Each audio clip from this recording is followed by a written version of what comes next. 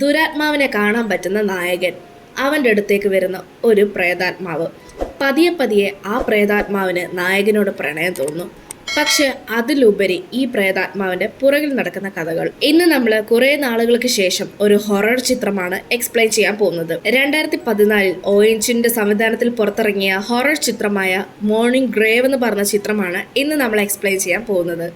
അപ്പോൾ കൂടുതൽ വലിച്ചു നീട്ടാതെ നമുക്ക് നേരെ കഥയിലേക്ക് കടക്കാം. സിനിമയുടെ തുടക്കത്തിൽ നമ്മുടെ നായകനായ ഇൻസുനെയാണ് കാണിക്കുന്നത്. ഇൻസു എന്നും സ്കൂളിൽ പോയതിനു ശേഷം തിരികെ വീട്ടിലേക്ക് ട്രെയിനിലാണ് വരുന്നത്. അങ്ങനെ എന്നത്തെ പോലെ അവൻ സ്കൂളിൽ പോയതിനു ശേഷം തിരികെ ട്രെയിനിൽ വന്നുകൊണ്ടിരിക്കുകയാണ്. വരുന്ന വഴിയിൽ അവൻ അവന്റെ അമ്മയെ കോൾ ചെയ്ത് വീട്ടിലെ കാര്യങ്ങളൊക്കെ അന്വേഷിക്കുന്നതും നമുക്ക് കാണാൻ സാധിക്കുന്നുണ്ട്. ഇവൻ ഇങ്ങനെ ഫോണിൽ സംസാരിച്ചുകൊണ്ടിരിക്കുന്ന സമയത്താണ് ഇവന്റെ കയ്യിൽ ഒരു ലോക്കറ്റ് കിടന്ന് കറങ്ങുന്നത് നമ്മളെ കാണിക്കുന്നത്. ഇവന്റെ ചുറ്റും ഏതെങ്കിലും നെഗറ്റീവ് എനർജി വരുന്ന സമയത്താണ് ഈ ലോക്കറ്റ് ഇങ്ങനെ കിടന്ന് കറങ്ങുന്നത്. ഇത് മനസ്സിലാക്കിയ ഇൻസു പെട്ടെന്ന് തന്നെ കോൾ കട്ട് ചെയ്തതിനു ശേഷം തന്റെ ചുറ്റുപാടും ഒന്ന് നോക്കും. അതായത് ഇവിടെ നെഗറ്റീവ് എനർജി എന്ന് ഉദ്ദേശിക്കുന്നത് പ്രേതാത്മാക്കളെയും ദുരാത്മാക്കളെയും ഒക്കെയാണ്. ചുരുക്കം പറഞ്ഞ ഇൻസുവിന് ആത്മാക്കളെ കാണാൻ സാധിക്കും. ഇപ്പോ ഈ ലോക്കറ്റ് ഇങ്ങനെ കിടന്ന് കറങ്ങുന്നത് കാരണം തന്റെ ചുറ്റും എവിടെയെങ്കിലും ആത്മാവുണ്ടോ എന്നതെല്ലാം ഇൻസു ഇങ്ങനെ നോക്കിക്കൊണ്ടിരിക്കുകയാണ്.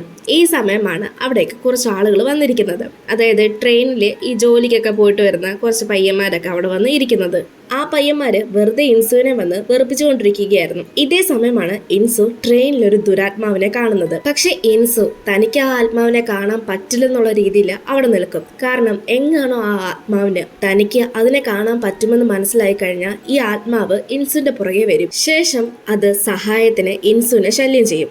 ഇതുകൊണ്ടാണ് ഇൻസു അതിനെ കാണാത്തത് പോലെ നിൽക്കുന്നത്. എന്നാൽ ആ ആത്മാവിന് മനസ്സിലായിരുന്നു ഇൻസുവിന് അതിനെ കാണാൻ സാധിക്കുമെന്നുള്ള കാര്യം. അതുകൊണ്ട് തന്നെ ഇൻസു വീട്ടിലെത്തിയപ്പോൾ ആത്മാവ് അവന്റെ കൂടെ തന്നെ ഉണ്ടായിരുന്നു. അതായത് ആത്മാവ് ഇൻസുവിന്റെ തോളിൽ തന്നെ ഉണ്ടായിരുന്നു. ഇക്കാര്യം ഇൻസു വീട്ടിലെത്തിയപ്പോഴാണ് തിരിച്ചറിയുന്നത്. മോക്ഷം കിട്ടാതെ അലഞ്ഞു തിരിഞ്ഞു നടക്കുന്ന ഒരു ആത്മാവായിരുന്നു അത്. അതുകൊണ്ട് അതിന് മോക്ഷം പ്രാപിക്കാൻ വേണ്ടി ഇൻസുവിന്റെ അടുത്ത് സഹായം ചോദിക്കും. ഇൻസുവിന് ശല്യം സഹിക്കാൻ വയ്യാതെ അവസാനം പോലീസിന്റെ സഹായത്തോടു കൂടി ഇതിന്റെ ഡെഡ് ബോഡി കണ്ടെത്തും. അങ്ങനെ ഇൻസുവിനെ ശല്യം ചെയ്ത ആ ആത്മാവ് ഇൻസുവിനെ വിട്ടു പോവുകയും ചെയ്യും. ഈ സംഭവങ്ങളെല്ലാം കഴിഞ്ഞ് കുറച്ച് ദിവസങ്ങൾക്ക് ശേഷം രാത്രിയില് ഇൻസു തന്റെ അങ്കിളിനെ കോൾ ചെയ്യും. താൻ നാട്ടിലേക്ക് വരികയാണെന്നും തനിക്ക് ഇവിടുത്തെ പഠനമൊക്കെ മതിയായെന്നൊക്കെയാണ് ഇൻസു തന്റെ അങ്കിളിനോട് പറയുന്നത്. ഇത് കേട്ടപാട അങ്കിള്, എടാ നീയും ആ പ്രേതാത്മാവിനെ കണ്ടു തുടങ്ങിയോ? നിനക്കറിയാവുന്നതല്ലേ എനിക്കും നിനക്കും പ്രേതാത്മാക്കളെ കാണാനുള്ള ശക്തിയുണ്ട്. പക്ഷെ എന്നും പറഞ്ഞ് നീ ഇപ്പൊ ഇങ്ങോട്ട് വന്നു കഴിഞ്ഞാൽ എനിക്ക് കാണുന്ന പ്രേതാത്മാക്കളും പോരാനിട്ട് നീ കാണുന്നതിനെ കൂടി ഞാൻ കാണേണ്ടി വരില്ലേ എന്ന് അങ്കിള് ചോദിക്കും. ഇത് കേൾക്കുന്ന ഇൻസു, ഇല്ല എനിക്കിവിടുത്തെ പഠിത്തമൊക്കെ മതിയായി, ഞാൻ എൻ്റെ കോളേജൊക്കെ കളഞ്ഞൊക്കെ അവിടെ വന്ന് പഠിക്കാൻ തീരുമാനിക്കുകയാണെന്ന് പറയുമ്പോൾ അങ്കിള്, എടാ നീ ഒരു കാര്യം മനസ്സിലാക്ക്, ഈ പ്രേതാത്മാക്കളെ കാണാൻ പറ്റുമെന്നുള്ള കാര്യം നമുക്ക് മാത്രം അറിഞ്ഞാൽ പോരെ, ഈ പ്രേതങ്ങളെ അറിയിക്കാൻ പോകുമ്പോഴല്ലേ അതിന്റെ പ്രശ്നമുള്ളൂ. അങ്ങനെ നീ ഇപ്പൊ പ്രേതങ്ങളെ കണ്ടാൽ തന്നെ നീ അതുങ്ങളെ കണ്ടെന്നുള്ള കാര്യം അതുങ്ങളെ അറിയിക്കാതിരിക്കണം. അതായത് അതിനെ നീ കണ്ടെന്ന് ഭാവിക്കരുത്. ഇന്നേരം ഇൻസു അങ്കിളിനോട് ട്രെയിനിൽ വെച്ച് നടന്ന കാര്യവും ആ ദുരാത്മാവിനെ സഹായിച്ച കാര്യവും ഒക്കെ പറയും. അങ്കിള് പരമാവധി ഇൻസുവിനോട് അവിടെ തന്നെ നിൽക്ക്, നീ ഇപ്പൊ ഇങ്ങോട്ട് വരണ്ട എന്ന് പറയുമെങ്കിലും ഇൻസു അതിനുള്ളിൽ തന്നെ കോളേജിൽ നിന്ന് എല്ലാ ഫോർമാലിറ്റീസും ചെയ്തു കഴിഞ്ഞ് അവിടെ നിന്ന് ഇറങ്ങിയിരുന്നു. അങ്ങനെ പിറ്റേന്ന് അതിരാവിലെ തന്നെ ഇൻസു ബസ് പിടിച്ച് തന്റെ നാട്ടിലേക്ക് പോവുകയാണ്. പോകുന്ന വഴിയിൽ റോഡ് സൈഡിലായിട്ട് ഒരാൾ നിൽക്കുന്നത് ഇൻസു കാണും. അത് ശരിക്കും പറഞ്ഞാൽ ഒരു പ്രേതാത്മാവാണ്. ഇക്കാര്യം ഇൻസുവിനും അറിയാം. എന്നാൽ ഈ പ്രേതാത്മാവിന് മനസ്സിലായിരുന്നു ഇൻസുവിന് തന്നെ കാണാൻ പറ്റുമെന്നുള്ള കാര്യം. എങ്കിലും ഇൻസു താനാ ദുരാത്മാവിനെ കണ്ടിട്ടില്ലെന്നുള്ള മട്ടില് അവിടുന്ന് പോകും. കുറച്ച് ദിവസങ്ങൾക്കുള്ളിൽ തന്നെ ഇൻസു തന്റെ നാട്ടില് പുതിയ സ്കൂളിൽ പുതിയ അഡ്മിഷനൊക്കെ എടുത്ത് ക്ലാസ്സിൽ ജോയിൻ ചെയ്യും. മിക്ക സ്കൂളിലും ചെയ്യുന്നത് പോലെ തന്നെ പുതിയതായിട്ട് വന്ന കുട്ടിയെ പറ്റി ക്ലാസ്സിൽ മിസ് ഇൻട്രൊഡ്യൂസ് ചെയ്യുകയാണ്. ഇൻസു ഉള്ള ആ ക്ലാസ്സിൽ 5 പേരടങ്ങുന്ന ഒരു റൗഡി ഗ്യാങ് ഉണ്ട്. അതായത് ഈ തലതെറിച്ച പിള്ളേരൊക്കെ ഉണ്ടല്ലോ, അതുപോലെ മറ്റുള്ള കുട്ടികളെയൊക്കെ റാഗ് ചെയ്യുകയും ഉപദ്രവിക്കുകയും ഇതൊക്കെയാണ് ഇവർക്ക് മെയിൻ ആയിട്ടുള്ള ഹോബി. പ്രത്യേകിച്ച് പുതിയതായിട്ട് വന്ന വീക്ക് ആയിട്ടുള്ള സ്റ്റുഡൻസിനെയാണ് ഇവർ ടാർഗറ്റ് ചെയ്യുന്നത്. ആ ഗ്യാങ്ങിന്റെ ലീഡർ ഒരു പെണ്ണാണ്. അന്ന് ക്ലാസ്സിൽ ആ ലീഡർ പെണ്ണ് ഉൾപ്പെടെ ഇവർക്ക് ഗ്യാങ്ങിലെ 3 പേരെ ഉണ്ടായിരുന്നുള്ളൂ. സാധാരണ പുതിയതായിട്ട് ആര് അഡ്മിഷൻ എടുത്ത് വന്നാലും അവരെ മാനസികമായി ടോർച്ചർ ചെയ്യാറാണ് ഉള്ളത്. അങ്ങനെ നോക്കുമ്പോൾ പുതിയതായിട്ട് ഇപ്പൊ അഡ്മിഷൻ എടുത്ത് വന്നത് ഇൻസു ആണല്ലോ. എന്നാൽ ഇൻസുവിന്റെ നേരെ ആരും ഒന്നും പറയില്ല. അതിന് കാരണം അവർക്ക് ഗ്യാങ്ങിലെ ആ ലീഡർ പെണ്ണിന് ഇൻസുവിനോട് ഒരു ചെറിയ ഇഷ്ടം തോന്നും. വന്ന ദിവസം തന്നെ ഇൻസുവിനോട് ഈ കാര്യത്തിനെ പറ്റി അവള് അവതരിപ്പിക്കുന്നുണ്ടെങ്കിലും അവൻ ഒറ്റടിക്ക് നോയാണ് പറയുന്നത്. പക്ഷെ അവൻ നോ പറഞ്ഞതുകൊണ്ട് അവള് പുറകെ നിന്ന് വിടുവോന്ന് ചോദിച്ചു കഴിഞ്ഞാൽ ഇല്ല. അവള് അവനെ ഇംപ്രസ് ചെയ്യാൻ വേണ്ടി ഓരോ കാര്യങ്ങൾ ഇങ്ങനെ പറഞ്ഞുകൊണ്ടിരിക്കുകയാണ്. ഇൻസു ഇതൊക്കെ ഇങ്ങനെ കേട്ടുകൊണ്ടിരിക്കുന്ന സമയത്താണ് ക്ലാസിന്റെ ജനൽ ഭാഗത്തായിട്ട് മാസ്ക് ഇട്ട ഒരു സ്ത്രീയുടെ രൂപം. ആ രൂപം കൈകൊണ്ട് ജനലിലേക്ക് വെക്കുന്നു. കൈപ്പത്തി നിറയെ രക്തം കൊണ്ട് നിറഞ്ഞിരിക്കുകയാണ്. സംഭവം അതൊരു ആത്മാവാണ്. ഇൻസുവിന് മാത്രമേ ഇതൊക്കെ കാണാൻ സാധിക്കുകയുള്ളൂ. എന്തായാലും തിരികെ വീട്ടിലെത്തിയ ഇൻസു തന്റെ അങ്കിളിനോട് ഇതിനെപ്പറ്റിയുള്ള കാര്യങ്ങൾ പറയും. അദ്ദേഹം ഇൻസുവിനോട് ആത്മാക്കൾ തന്നെ പലവിധമുണ്ട്.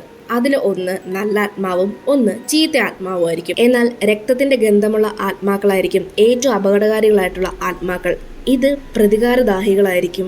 ഇങ്ങനെയുള്ള ആത്മാക്കളിൽ നിന്ന് പരമാവധി അകന്നു നിൽക്കുന്നതായിരിക്കും നമ്മുടെ ജീവന് നല്ലത്. പിറ്റേന്ന് രാവിലെ ഇൻസു സ്കൂളിൽ പോകുന്ന വഴിയിൽ ഒരു മരത്തിന്റെ ചുവട്ടിലായിട്ട് ഒരു സ്ത്രീയും ആ സ്ത്രീയുടെ നായയും കൂടി ഇരിക്കുന്നത് കാണും. ഇൻസുവിന് പൊതുവെ ചിത്രം വരയ്ക്കുന്നത് വളരെയധികം ഇഷ്ടമുള്ള കാര്യമായതുകൊണ്ട് തന്നെ ഇത് കണ്ട ഇൻസു അവരെ രണ്ടുപേരെയും വരയ്ക്കും. ശേഷം അവർക്ക് ഈ ചിത്രം കൊണ്ട് കൊടുക്കാമെന്നാണ് ഇൻസു വിചാരിക്കുന്നത്. ഇതേ സമയമാണ് അവിടേക്ക് ഒരു പ്രേതാത്മാവ് വരുന്നത്.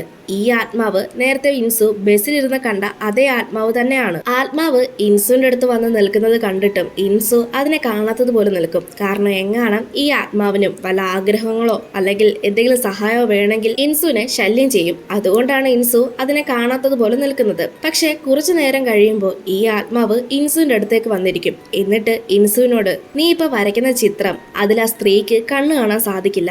മാത്രവുമല്ല അവർക്ക് കൂടെയുള്ള നായ മരിച്ചിട്ട് കുറെ നാളായി. നിനക്ക് ആ നായയെ ഇപ്പൊ കാണാൻ സാധിക്കുന്നുണ്ടെങ്കിൽ അത് ആ നായയുടെ ആത്മാവാണ്. നീ അഭിനയമൊക്കെ നിർത്ത്. നിനക്ക് എന്നെയും കാണാൻ സാധിക്കുമെന്ന് എനിക്ക് നന്നായിട്ട് അറിയാം. പക്ഷെ നീ പേടിക്കുന്നത് പോലെ ഞാൻ നിന്റെ അടുത്ത് ഒരു സഹായമോ ഒന്നും ചോദിച്ചു വരില്ലെന്നും ആ ആത്മാവ് പറയും. ഇതേ സമയമാണ് അവിടേക്ക് ആ രണ്ട് റൗഡിച്ചക്കന്മാര് വരുന്നത്. അവന്മാര് വന്നതിന് ശേഷം നീ എന്തിനാ അവളുടെ പുറകെ നടക്കുന്നത് എന്നെല്ലാം ചോദിക്കും. സംഭവം ചോദിക്കുന്നത് അവർക്ക് ലീഡറിന്റെ കാര്യമാണ്. ഇത് കേൾക്കുന്ന ഇൻസു ഞാനൊന്നും അവളുടെ പുറകെ വന്നിട്ടില്ല, അവളാണ് എന്റെ പുറകെ വെറുതെ ശല്യം ചെയ്യുന്നത്.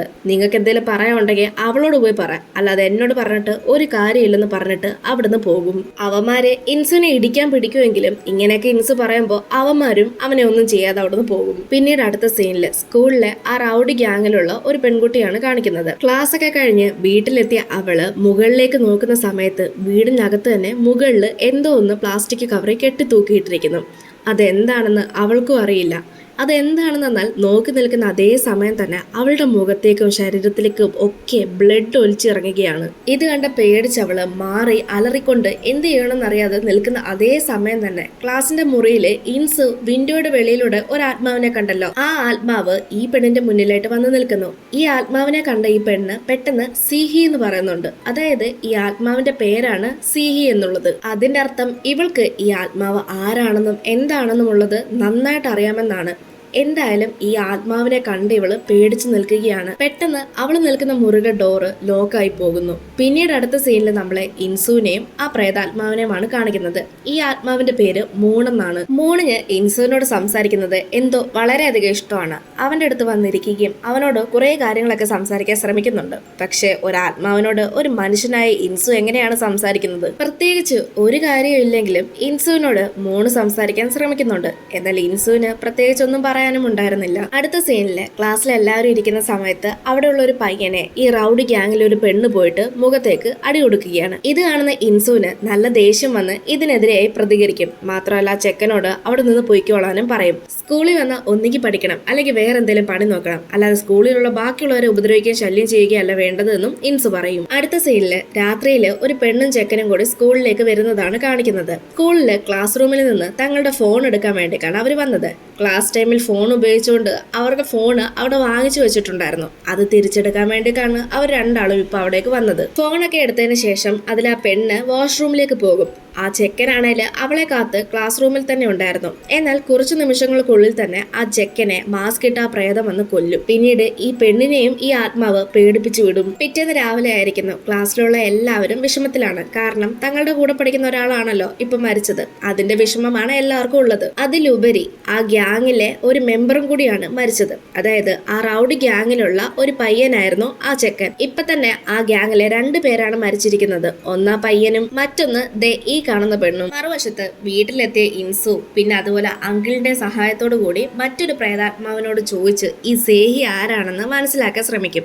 അതായത് ആ മാസ്ക് ഇട്ട പ്രേതാത്മാവ് ആരാണെന്ന് മനസ്സിലാക്കാൻ ശ്രമിക്കും. ഇൻസുവിന് ആകെ അറിയാവുന്നത് പേര് മാത്രമാണ്. ആ പേര് വെച്ച് മൂണിനോട് സേഹി ആരാണെന്ന് ചോദിക്കും. ഇത് കേൾക്കുന്ന മൂണ് സേഹിയെ പറ്റി ഇവിടെ അറിയാത്തവരായി ആരും തന്നെ ഇല്ല, അവൾ എന്തുകൊണ്ടാണ് ആ മാസ്ക് ഇട്ടത് എന്ന് പോലും ഇവിടെ ഉള്ളവർക്ക് എല്ലാവർക്കും അറിയാം എന്ന് പറയും. ഇൻസുവിന് സേഹിയെ കാണണമെന്ന് ആഗ്രഹമുണ്ടായിരുന്നു. ഈ സമയമാണ് ഇൻസുവിന് ക്ലാസ്സിൽ പഠിക്കുന്ന ഒരു കുട്ടി മെസ്സേജ് അയച്ചിട്ട് സേഹിയുടെ ഒരു ഫോട്ടോ എന്റെ കയ്യിലുണ്ടെന്ന് പറഞ്ഞ് ഫോട്ടോ അയച്ചു കൊടുക്കുന്നത്. മാത്രവുമല്ല ആ ഫോട്ടോ അയച്ചത് താനാണെന്നും ആരോടും പറയരുത് എന്നും ആ കുട്ടി പറയുന്നുണ്ട്. അടുത്ത സീനില് ആ റൗഡി ഗ്യാങ്ങിലുള്ള ആളുകൾ വന്ന് ഇൻസുവിനെ ഒരുപാട് അടിക്കുന്നതാണ് കാണിക്കുന്നത്. അതിന് കാരണം ഇൻസു സേഹിയെ പറ്റിയുള്ള കാര്യങ്ങളൊക്കെ സ്കൂളിൽ അന്വേഷിക്കാൻ ശ്രമിച്ചതിനാണ് ഇവരിങ്ങനെയൊക്കെ ചെയ്യുന്നത്. ഇതൊക്കെ കഴിഞ്ഞതിന് ശേഷം ആ ലീഡർ പെണ്ണും ആ കൂട്ടത്തിലുള്ള ഒരുത്തരും കൂടി ഒന്നിച്ച് തിരികെ വീട്ടിലേക്ക് പോകുന്ന സമയത്ത് അവര് പരസ്പരം ഇന്ന് നടന്ന കാര്യങ്ങളെ പറ്റി സംസാരിക്കുകയാണ്. അവര് പറയുന്നത് എന്തെന്നാൽ, എനിക്ക് തോന്നുന്നത് നമ്മുടെ കൂടെയുള്ളവരെയൊക്കെ കൊല്ലുന്നത് സേഹിയുടെ അച്ഛനാണെന്നാണ്. നമ്മൾ അന്ന് സേഹിയുടെ ഫ്യൂണറലിന് പോയില്ലേ, അന്ന് തന്നെ അയാൾ എന്തോ ഒരു നോട്ടമാണ് നമ്മളെ നോക്കിയത്, എന്തോ നമ്മൾ അവളെ എന്തോ ചെയ്തതുപോലെയാണ് അയാളുടെ നോട്ടവും ഭാവവും എല്ലാം. ഇനി അയാൾ തന്നെയാണോ ശരിക്കും ഈ കൊലപാതകമൊക്കെ ചെയ്തത് എന്നറിയാൻ വേണ്ടി ഇവർ രണ്ടാളും അയാളുടെ വീട്ടിലേക്ക് പോകാമെന്ന് വിചാരിക്കും. അതായത് സേഹിയുടെ വീട്ടിലേക്ക് പോകാമെന്ന് കരുതും. മറുവശത്ത് വീട്ടിലെത്തിയ ഇൻസുവിന് ആ ഒരു പെണ്ണിന്റെ കയ്യിൽ നിന്ന് മെസ്സേജ് വരികയാണ്. അതായത് സേഹിയുടെ ഫോട്ടോ അയച്ചു കൊടുത്ത ആ പെണ്ണിന്റെ അടുത്ത് നിന്ന്. അവളിപ്പോ സേഹിയുടെ വീട്ടിലാണ് ഉള്ളത്, അവൾക്ക് അവിടെ ആപത്തുണ്ട് എന്നൊക്കെയാണ് പറഞ്ഞ് മെസ്സേജ് അയക്കുന്നത്. ഇത് കാണുന്ന ഇൻസു അവിടേക്ക് പോകാൻ തുടങ്ങുന്ന സമയത്ത് അവന്റെ അങ്കിള് ഒരു കത്തി അവന് കൊടുത്തുവിടും. ഈ കത്തി ഉപയോഗിച്ച് ആ ആത്മാവിനെ കൊല്ലാൻ സാധിക്കുമെന്നും അയാൾ പറയും. മറുവശത്ത് സേഹിയുടെ ആത്മാവ് സേഹിയുടെ അച്ഛന്റെ ശരീരത്തിൽ കയറിയതിനു ശേഷം അവിടെ വന്ന ആ റൗഡി ചെക്കനെയും പെണ്ണിനെയും കൊല്ലും. അതുപോലെ അവിടെ നിന്ന് കോൾ ചെയ്ത ആ ഒരു പെണ്ണിനെയും കൊല്ലും. ഇൻസു എത്തിയപ്പോഴേക്കും വളരെയധികം സമയം കഴിഞ്ഞു പോയിരുന്നു. അതുകൊണ്ട് അവൻ ആരെയും രക്ഷിക്കാനും സാധിച്ചില്ല. സേഹിയുടെ അച്ഛന് ഒരു വെളിവും ഇല്ലാത്ത രീതിയിൽ വെളിയിലേക്ക് ഇറങ്ങി വരുന്നുമുണ്ട്. പിന്നീട് ഇൻസു ഒരു ഡോർ തുറന്നു നോക്കുമ്പോൾ അവിടെ സേഹി നിൽക്കുന്നത് കാണും. അവളുടെ മാസ്ക് മാറ്റി നോക്കുമ്പോഴാണ് ഇൻസുവിന് മനസ്സിലാവുന്നത് സേഹി എന്ന് പറയുന്നത് വേറെ ആരുമല്ല, മൂണ് തന്നെയാണ്. മൂണ് ഈ സ്കൂളിൽ ജോയിൻ ചെയ്ത സമയത്തും ഈ റൗഡി ഗ്യാങ് അവിടെ ഉണ്ടായിരുന്നു. അവരെ എപ്പോഴും മൂണിനെ ടോർച്ചർ ചെയ്യുമായിരുന്നു, റാഗിങ്ങും ഒക്കെ. അവളെ ഇഷ്ടം പോലെ കഷ്ടപ്പെടുത്തുമായിരുന്നു. എങ്കിൽ പോലും അവൾ ആരോടും ഒരു പരാതിയോ പരിഭവോ ഒന്നും തന്നെ പറഞ്ഞിട്ടില്ല. മൂണിന്റെ അച്ഛനും ഈ കാര്യം അറിയായിരുന്നു. ഇതിനെതിരെ ലീഗലി പോകാമെന്ന് പറഞ്ഞിട്ടും അവളാണ് അതിന് സമ്മതിക്കാനത്. മൂണിനോട് ഇവരിങ്ങനെ ചെയ്യാൻ കാരണം തന്നെ ഇവർക്കെതിരെ ഇവള് റിപ്പോർട്ട് ചെയ്തു കൊടുത്തതുകൊണ്ടാണ്. ഒരു ദിവസം അവര് ഇവൾക്ക് പനിഷ്മെന്റ് ആയിട്ട് ഒരു മാസ്ക് ഇട്ടു കൊടുത്തു. ശേഷം ഈ മാസ്ക് നീ ഊരിയ നിന്നെ ഞങ്ങള് നല്ലപോലെ അനുഭവിപ്പിക്കുമെന്ന് പറയും. അത് കാരണം അവള് പേടിച്ച് മാസ്ക് ഊരാതെ 24 മണിക്കൂറും ക്ലാസ്സിൽ അതിട്ടായിരുന്നു ഇരിക്കുന്നത്. എന്നാൽ ക്ലാസ്സിൽ മാസ്ക് ഇട്ടിരിക്കുന്നു എന്ന് പറഞ്ഞ് ബഹളം വെച്ചുകൊണ്ട് അവളുടെ ഒരു അധ്യാപിക അതെടുത്ത് മാറ്റും. എല്ലാ കാര്യങ്ങളും അറിഞ്ഞിട്ടും ആ സ്ത്രീയും ഈ റൗഡി ഗ്യാങ്ങിനെതിരായിട്ട് നിന്നില്ല. അതായത് ഒരു ടീച്ചർ പോലും അവർക്ക് സപ്പോർട്ട് ചെയ്താണ് നിന്നത്. ആ ടീച്ചറാണ് ഈ മാസ്ക് ഊരി മാറ്റിയത് എങ്കിൽ പോലും ആ റൗഡി ഗ്യാങ് അവളെ വെറുതെ വിട്ടിട്ടുണ്ടായിരുന്നില്ല. അങ്ങനെ സേഹ ആത്മഹത്യ ചെയ്യും. അവൾ മരിക്കുന്നതിന് മുൻപുള്ള എല്ലാ കാര്യങ്ങളും അവൾ ഒരു ഡയറിയിൽ കുറിച്ചു വെച്ചിട്ടുണ്ടായിരുന്നു. ഇതൊക്കെ ഇൻസു എടുത്ത് വായിച്ചു നോക്കും. മറുവശത്ത് അതേ ടീച്ചറിനെ തന്നെയാണ് നമ്മളെ കാണിക്കുന്നത്. അതായത് ഒരു കണക്കിന് സേഹയുടെ ആത്മഹത്യക്ക് കാരണമായ ആ ഒരു അധ്യാപികയെ അവരുടെ ശരീരത്തിനുള്ളിൽ സേഹ കയറിയതിനു ശേഷം സ്കൂളിലെ മുഴുവൻ വിദ്യാർത്ഥിയെ ഒരു സ്ഥലത്തേക്ക് വിളിച്ചു വരുത്തും. എന്നിട്ട് അവിടെ വെച്ച് എല്ലാവരെയും കൊല്ലാനായിരുന്നു സേഹയുടെ പ്ലാൻ. കാരണം സേഹയ്ക്ക് ഇതൊക്കെ സംഭവിച്ചുകൊണ്ടിരുന്ന സമയത്ത് പോലും റൗഡി ഗ്യാങ് ആണ് ഇതെല്ലാം ചെയ്തത് എങ്കിലും ബാക്കിയുള്ളവരൊക്കെ ഒന്നും തന്നെ മിണ്ടാതെ വായും മൂടിയാണ് നിന്നത്. സേഹ അവരെ എല്ലാവരെയും കൊല്ലാൻ തുടങ്ങുന്ന സമയത്ത് അവളുടെ തൊട്ട് മുൻപിൽ മൂന്ന് നിൽപ്പുണ്ട്. അതായത് ഒരു വ്യക്തിക്ക് തന്നെ രണ്ട് സ്വഭാവങ്ങളെയാണ് കാണിക്കുന്നത്, അല്ലെങ്കിൽ നല്ലതിനെയും ചീത്തയുമാണ് കാണിക്കുന്നത്.